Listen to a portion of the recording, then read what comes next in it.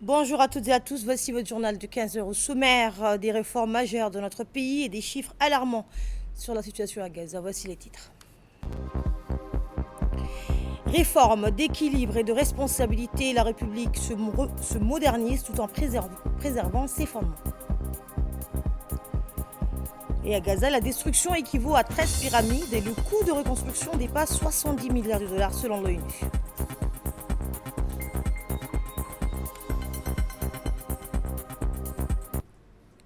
Séance plénière consacrée à la révision partielle de la Constitution de la République de Djibouti.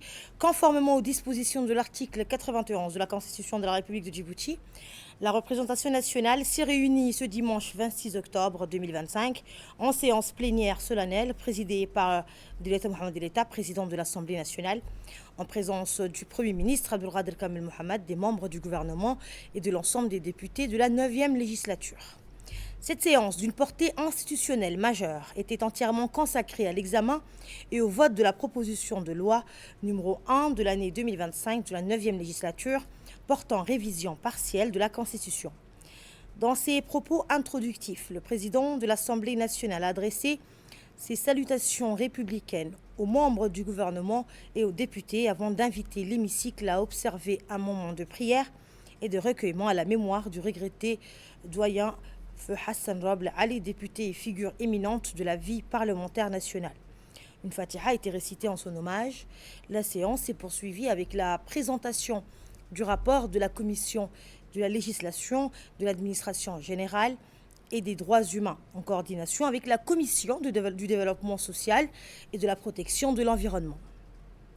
Parmi les principales dispositions revues figure la mention des mutilations génitales féminines dans la Constitution, le renforcement des critères d'éligibilité à la magistrature suprême, l'élargissement de la composition du Conseil constitutionnel, le renforcement de ses compétences et l'allongement du mandat de ses membres, la modernisation du droit budgétaire djiboutien, entre autres. Au cours de la séance, plusieurs parlementaires se sont exprimés. Le président du groupe parlementaire RPP, Abdelrahman Awale Yassine, a salué l'esprit de responsabilité, de dialogue et de consensus républicain qui a prévalu tout au long du processus. La présidente de la commission de la législation de l'administration générale des droits humains, Kalton Farah Saïd, a apporté un éclairage juridique détaillé sur le cadre normatif ayant présidé à l'examen du texte. Le Premier ministre a, quant à lui, exprimé au nom du gouvernement son soutien plein et entier à cette initiative parlementaire. Il a salué la démarche des députés, la qualifiant de conforme aux aspirations profondes du peuple djiboutien et soulignant que cette révision traduit la volonté du peuple de consolider ses institutions, d'assurer la continuité de l'État et de renforcer l'État de droit. Le Premier ministre a également félicité le président de l'Assemblée nationale et l'ensemble des députés pour leur engagement constant au service de la légitimité constitutionnelle, leur sens du devoir républicain et leur détermination à faire du Parlement le cœur battant de la démocratie nationale. À l'issue des débats, la proposition de loi numéro 1 de l'année 2025 de la 9e législature a été adoptée à la majorité qualifiée requise, consacrant la volonté souveraine de la représentation nationale d'adapter le texte fondamental aux évolutions politiques, économiques et sociales du pays. Le président de l'Assemblée nationale a, dans son discours d'ouverture de la séance publique de ce 26 octobre, souligné l'importance historique de l'examen de la proposition de loi portant révision de la Constitution, invitant les députés à aborder les débats dans un esprit de responsabilité et d'unité nationale. Nous l'écoutons. Mesdames et Messieurs les ministres, Mesdames et Messieurs les députés, je vous souhaite la bienvenue pour la séance publique relative à l'examen de la proposition de loi 01 AN 25 9e législature portant révision de la Constitution. Avant de débuter nos activités, j'aimerais que nous marquions un moment solennel en nous levant et en récitant la Fatiha à la mémoire de notre regretté doyen Hassan Roble Ali, rappelé à notre créateur avant-hier, vendredi après-midi.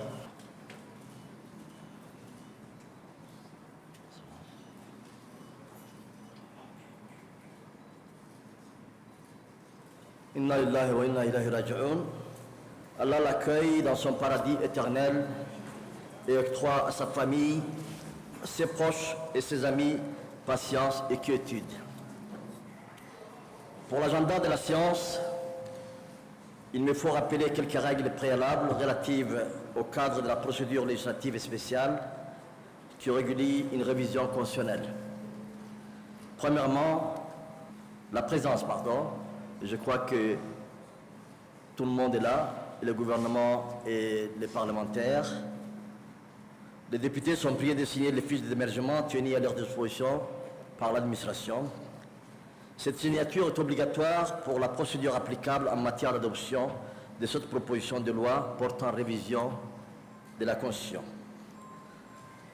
Concernant le déroulement des discussions, comme vous le savez, une séance de révision constitutionnelle comporte une solennité particulière, comme le quorum, c'est-à-dire la présence des députés.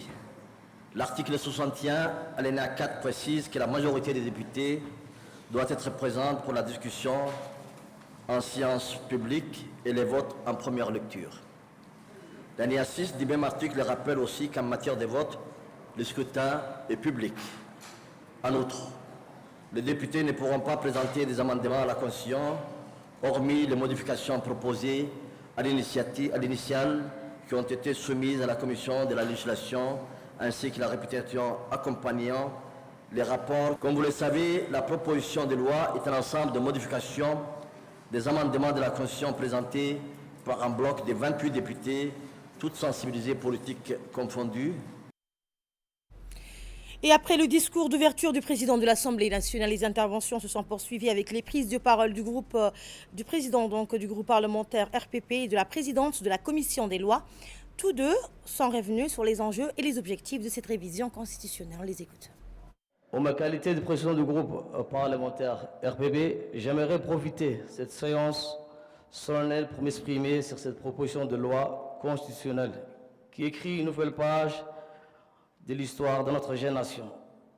En tant que parlementaires de cette auguste assemblée, nous avons pris nos responsabilités en nous engageant dans la voie de la réforme, de la continuité et de la prospérité. Nous renouvelons notre engagement et notre attachement aux valeurs de la République, aux principes de la démocratie participative et surtout aux aspirations portées au plus haut niveau. Mesdames et messieurs, chers collègues, procéder à une révision de la Charte suprême, aussi partielle soit-elle, demande un courage politique et une constance dans ce choix moraux. Aujourd'hui, il nous incombe de démontrer une fois de plus notre soutien sans faille, notre engagement en faveur de la stabilité, de la paix et de la croissance. Je vous remercie énormément, chers collègues. Assalamu alaikum wa rahmatullahi wa barakatuh. Je voulais juste clarifier à propos du fondement constitutionnel et légitime de cette révision, parce que lorsqu'on parle d'une proposition de loi, ça vient de Parlement, un tiers des parlements, et par la suite, les autres membres du Parlement interviennent, et c'est un acte constitutionnel et qui n'est pas anticonstitutionnel. Donc, conformément, et cette procédure a été prévue à l'article 91 de la Constitution qu'on vient de réviser, et on poursuit la procédure exacte prévue et en prenant à la lettre les dispositions de cet article qui est dans la Constitution.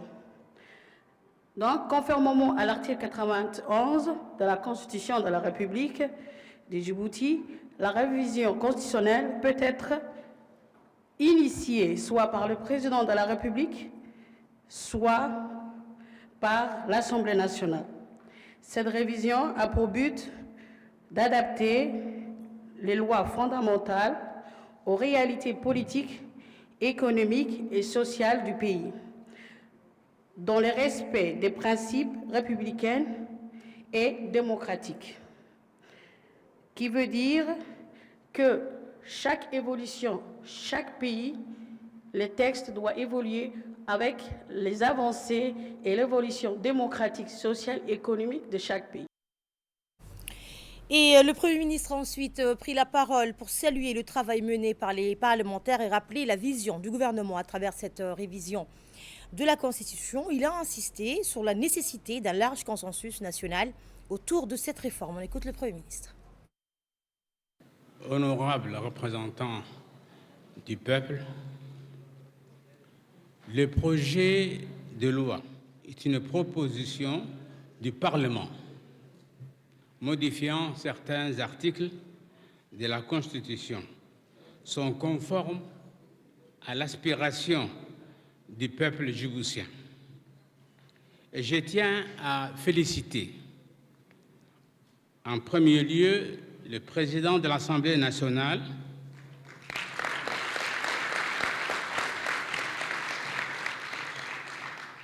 de l'initiative qu'il a prise avec l'approbation de l'ensemble des parlementaires pour traduire concrètement dans les faits la volonté populaire des Djiboutiennes et des Djiboutiens.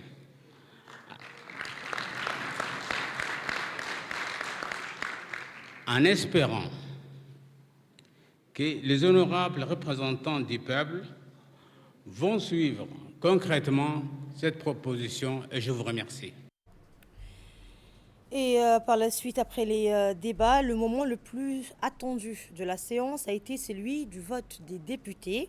Chacun s'est rendu aux urnes et a exprimé son choix sur la proposition de loi.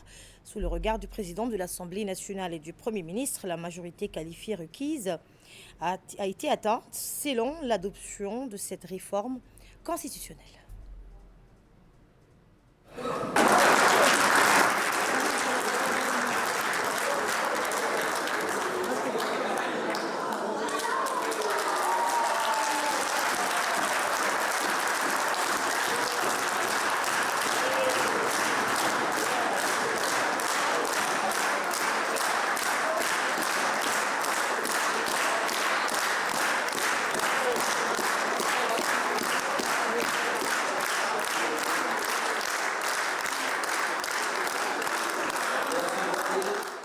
Merci, monsieur le député, merci beaucoup de votre invitation.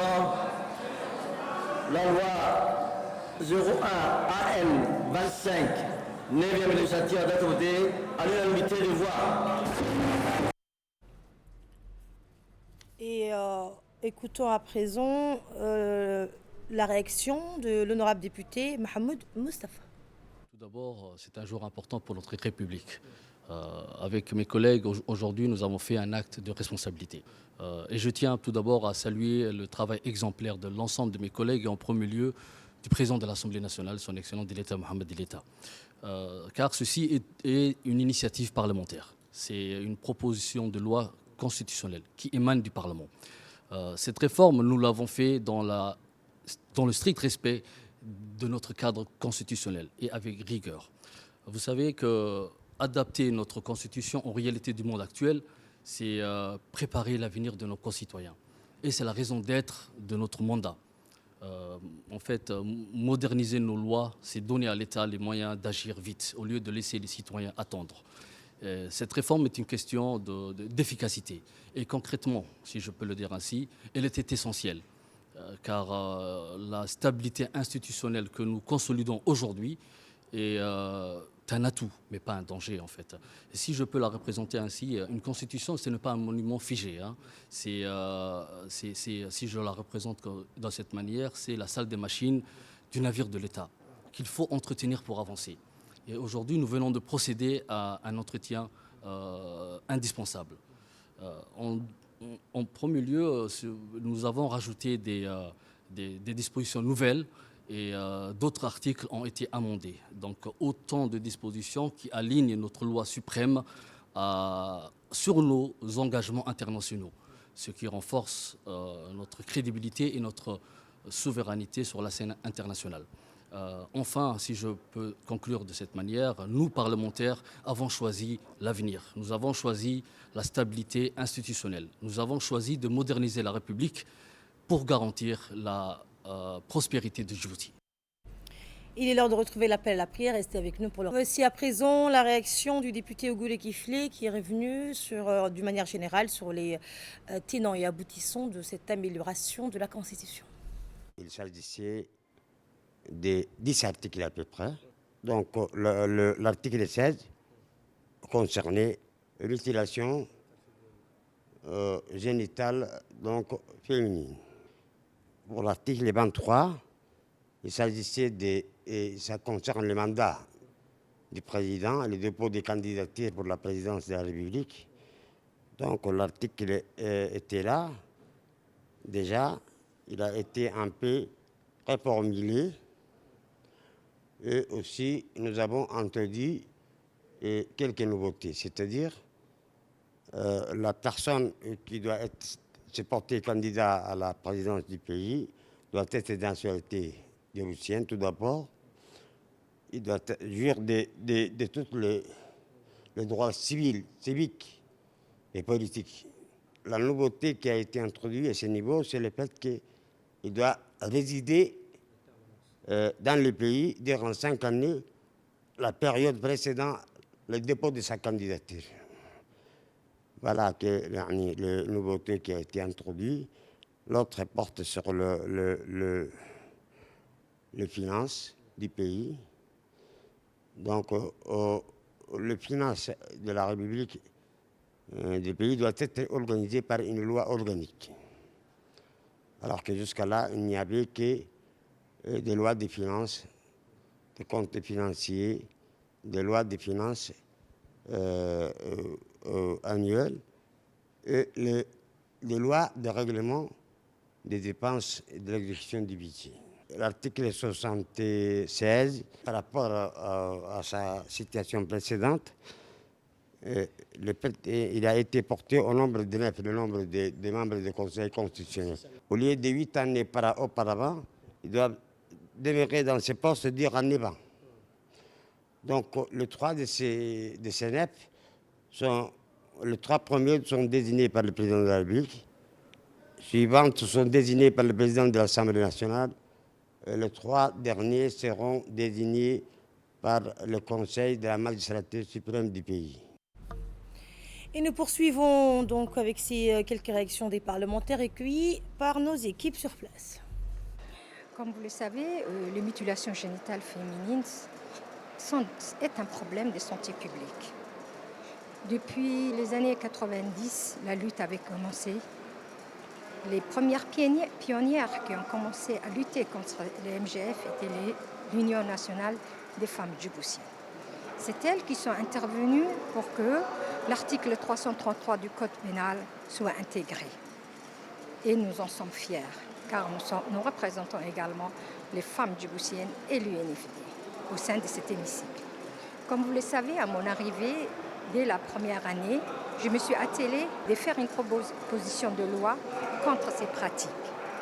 Pourquoi? Parce que tout simplement, il a été démontré que les mutilations génitales féminines sont très néfastes et laissent des traces indélébiles et irréversibles chez la petite fille et la femme. Ça va jusqu'à provoquer, des études l'ont démontré, que 20% des stérilités chez la femme est due aux conséquences, les infections que la petite fille a subies lors de cette pratique.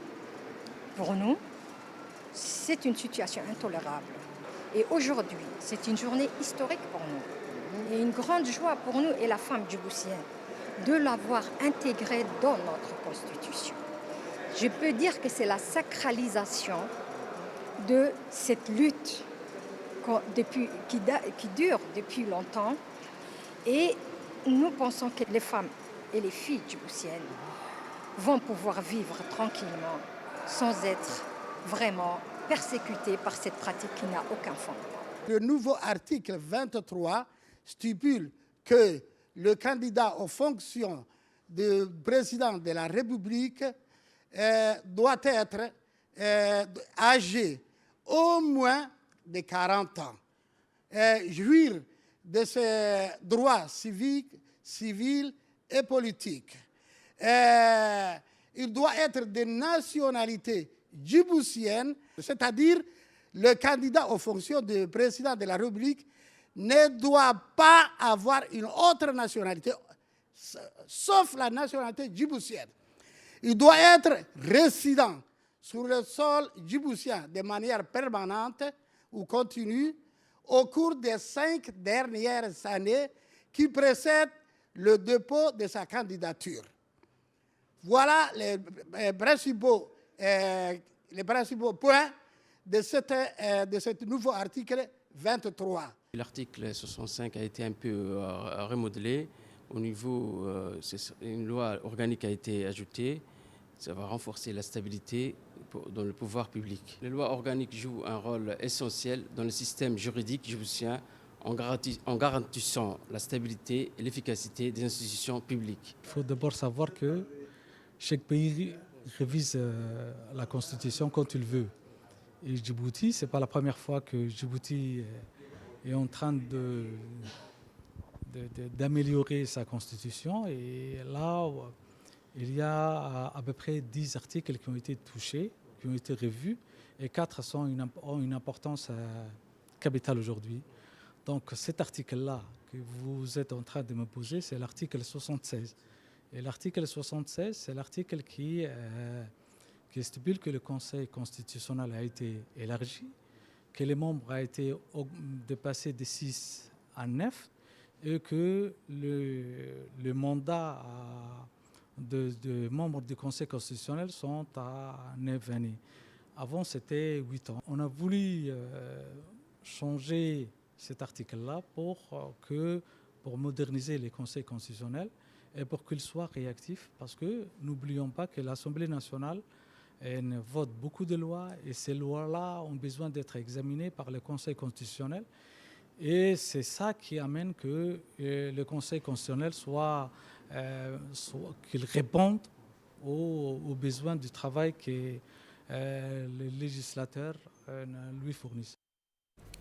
Après la diffusion hier du premier numéro consacré à la conférence de paix d'Arta, en voici le deuxième. Nous poursuivons les séries de grand format. Arta, le souffle de la paix, dans cet épisode intitulé Le pari de la paix, la genèse du processus d'Arta. Nous revenons sur les premiers pas d'une idée audacieuse, née dans le cœur et la raison d'un pays qui refusa la fatalité de la guerre. Le pari de la paix, genèse du processus d'Arta. Voici un magazine de la rédaction.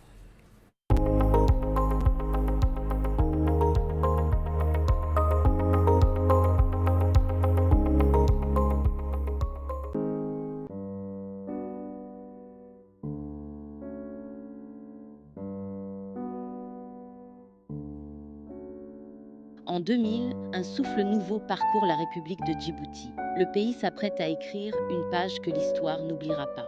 À sa tête, un homme. Un visage serein, une voix mesurée, mais derrière ce calme, une vision immense. Ismaïl Omar Guelleh. Tandis que la Somalie s'enfonce dans le tumulte des armes, il ose un geste que peu auraient eu le courage d'imaginer. Tendre la main au chaos et croire, envers et contre tout, qu'un petit pays peut rallumer la lumière d'une nation brisée. Maraykanku markii uu ka tegay adduunkii kalena uu raacay calankii Soomaaliya UN iyo Arab League iyo waa la laabay waa failed state way Soomaaliya ayaa leeyahay waqtiga madaxweyne Ismaaciil leelanaanta si loo sheegay waa la sheegay iyadana UN-ka General Assembly uu ka jeediyay uu ka dhex dhawaaqay mar Soomaaliya laga wada laabtay buugeygina la laabay calankeygina la laabay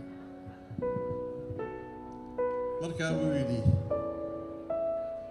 raqiyo ninkeed baa loo kala tegiyey UN-kii intuu dhex joogsaday General Assembly oo madaxweynayaashu ay madaxweynayaal badan baa doorkaa joogay waa la socday wasiir khaarijiyiisaan ahaa annaga ayuu horta nagu yidhi innaga inoo taallaa innaga inoo taallaa buu yidhi wuxuu u galay ugu badheedhay isagoo markaa madaxweyne u noqday markaa uun waqtiguna weliba dhaqaalaha Jabuuti u adkaa anay Soomaaliya hadday maqan tahay iga maqan tuuy.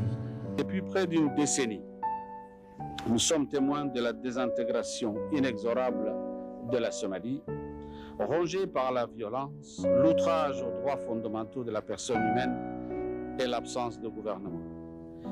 Il est indispensable de déployer tous les efforts possibles pour remédier à une situation dans laquelle des millions de Somalis mènent depuis 10 ans une existence précaire, caractérisée par une pénurie alarmante des denrées alimentaires et de logements, un non-respect endémique des lois, l'impasse politique et un avenir sombre. Car le résultat, si l'on répugne à prendre des mesures qui auront un impact tangible, sera encore la misère et le désespoir. Et sûrement la poursuite de la déstabilisation chez les voisins de la Somalie.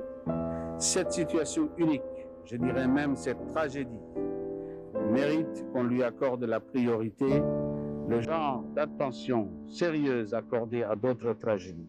Là où les grandes puissances ont tenté, échoué, renoncé, Djibouti avance, seul, avec la foi pour seule armure, sans puissance militaire, sans promesse de gloire, sans illusion politique, mais avec cette conviction rare que la diplomatie, quand elle vient du cœur, n'est pas une stratégie, c'est un acte d'espérance. Et c'est au cœur de la région d'Arta que cette espérance va prendre forme. À Arta, ils parleront, s'écouteront, se reconnaîtront. Dans la chaleur des tentes, ils vont réapprendre la grammaire du pardon. Et peu à peu, sous le regard attentif de Djibouti, la parole va triompher du soupçon et le dialogue du désespoir. Ce fut le miracle audacieux de Djibouti, un miracle né non de la force, mais de la fraternité. Arta, cette partie de Djibouti, devint le symbole d'une rupture historique. Pour la première fois depuis 1991, une initiative africaine, portée non par les armes, mais par la confiance, parvint à réunir toutes les composantes de la nation somalienne, les clans, la diaspora, les femmes, les religieux, les intellectuels, tout ce qui constituait la société civile se réunissent. Ce fut un pari risqué, visionnaire, presque insensé, celui de croire que la parole pouvait encore sauver une nation. Et ce jour-là, dans le silence d'Arta, Djibouti a prouvé que les petits pays peuvent accomplir de grandes choses. Pas par la force, pas par la fortune, mais par la foi. La foi en la paix, la foi en l'homme, la foi en l'Afrique. Dans cet épisode intitulé « Les 6 mois qui ont changé la corne de l'Afrique », la rédaction vous replonge dans cette période décisive où Djibouti devint le théâtre d'un tournant historique. Pendant 6 mois, Arta vibra au rythme des débats, des espoirs et des réconciliations. Voici un grand format de la rédaction.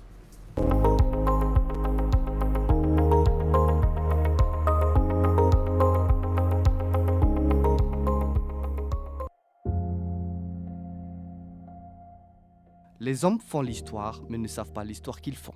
Cette phrase de Karl Marx pourrait bien être la clé de lecture du processus d'Arta. Car derrière les images d'une conférence, d'un dialogue et d'un drapeau hissé, se dessine la vision d'un homme, Ismaël Omar Guelleh, qui, sans bruit, transforma un pari moral en doctrine politique. En 1999, au lendemain de son élection, la région de la Corne est en tension permanente. L'Éthiopie et l'Érythrée sortent à peine d'une guerre frontalière meurtrière. Le Soudan est encore divisé et la Somalie demeure éclatée aux territoires rivaux. Djibouti, par sa taille et sa position, semble hors du jeu. Et pourtant, c'est dans cette périphérie politique que viendra la lumière. Ismaël Omar Guelleh conçoit ce qui sera alors une diplomatie de la modération, une sagesse provinciale élevée au rang de méthode continentale. Parler peu, écouter beaucoup et agir au moment juste. Lorsqu'il décide d'accueillir à Arta la conférence somalienne, la communauté internationale reste sceptique. Mais le président sait ce qu'il fait. Il a compris une vérité que les grandes chancelleries ont oubliée. La paix durable ne se construit pas par injonction, mais par inclusion.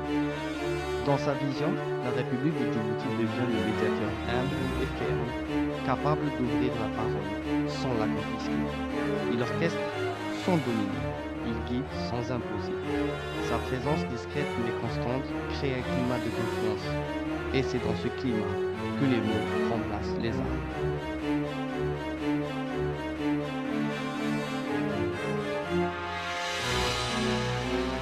Au cœur des débats d'Arta, les tensions furent créées, rivalité diplomatique. conditions de l'hiver, l'évidence historique dans cette région. Plusieurs reprises, le processus vacille, mais à chaque fois, la diplomatie djiboutienne répara les fractures avec la patience d'un artisan. Ce qui s'est joué à Arta dépasse la Somalie. Pour Djibouti, c'est plus une démonstration de souveraineté morale.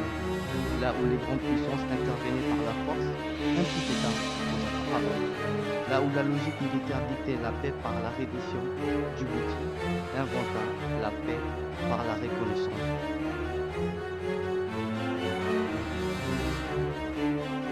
Le processus d'Arta donna naissance à une école diplomatique unique, une école de bon langue, de respect et sensibilité, de la parole donnée. L'héritage d'Arta est celui-là. La preuve que la taille d'un pays ne détermine pas la portée de son influence. Ismaël Omar Guelleh n'a pas seulement concilié la Somalie. Il va redéfinir la fonction même du leadership africain, celle d'un leadership de responsabilité, ancré dans la conviction que le dialogue est une arme de construction massive. Ce cas d'école, souvent étudié depuis, est resté la matrice de la politique étrangère djiboutienne. Médiation, stabilité et constance. De Khartoum à Addis Abeba, de Mogadiscio à Sanaa, la doctrine d'Arta inspire encore. Et 25 ans plus tard, elle rappelle cette vérité simple, qu'en Afrique, la grandeur ne réside pas dans la puissance, mais dans la capacité à créer la paix.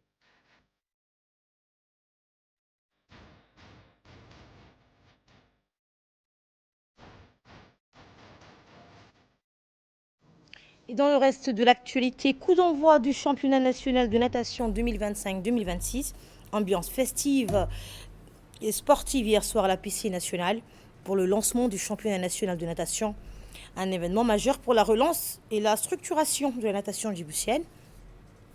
Le président de la Fédération djiboutienne de natation, Abdallah Mohamed Dini, entouré de son équipe d'athlètes et d'amateurs de sport aquatique, a donné le coup d'envoi d'une saison placée sous le signe de la performance et du fair play. Tout au long de la soirée, nageurs et nageuses de toutes catégories se sont affrontés dans une ambiance conviviale et compétitive. Le secrétaire général de la fédération, Daoud Adab, a salué le soutien constant du secrétariat d'État chargé des sports, essentiel pour le développement de la discipline. Pour le président de la fédération, ce championnat est plus qu'une compétition, c'est un projet national visant à promouvoir la natation sur tout le territoire. Le club de la capitale, mais aussi différents clubs des régions, les ligues régionales aussi étaient là. Ça a été vraiment un amusement, ça a été vraiment une compétition, des enjeux, des médailles à gagner. C'était la joie au sein des différents clubs de jeunes. Voilà, donc au nom du président de la Fédération de natation, Abdallah Mohamed Dini, et surtout aussi nous remercions le secrétariat d'État au sport qui ne ménage jamais ses efforts pour aider de l'avant le sport national, parmi lesquels la natation. Nous remercions également la direction de l'Agence nationale de sport, la direction de la piscine nationale. Et nous lançons désormais ouverte la saison 2025-2026 du championnat national de natation. À l'occasion de la Semaine nationale sport et santé, l'hôpital régional de Tadjoura a mené une série d'actions de prévention et de dépistage auprès des élèves de la ville de Tadjoura. Objectif, sensibiliser les jeunes à l'importance de l'activité physique pour la santé et détecter précocement d'éventuels troubles visuels, auditifs ou de concentration. Sous la direction du Dr Dimbio, les équipes médicales, médecins, pédiatres, techniciens, ophtalmologistes et infirmiers sont intervenus dans plusieurs établissements scolaires, dont le lycée d'enseignement général, le lycée technique et les collèges de Tadjoura. Des projections éducatives et des échanges interactifs ont permis de rappeler les bienfaits du sport sur la santé physique et mentale. La présence du directeur régional de l'éducation a souligné la collaboration entre les secteurs de la santé et de l'éducation pour promouvoir un mode de vie sain dès le plus jeune âge. Le docteur Dimbio a rappelé que cette semaine doit être un tremplin pour une prise de conscience collective sur le rôle du sport dans la préservation de notre santé. Dans l'actualité régionale, l'Union africaine réclame une représentation permanente au Conseil de sécurité de l'ONU. Mohamed Ali Youssouf estime que cette réforme renforcerait la paix et le développement en Afrique. Il souligne l'importance d'un partenariat plus fort entre l'ONU et l'Union africaine. Il appelle aussi à financer durablement les opérations africaines de maintien de la paix.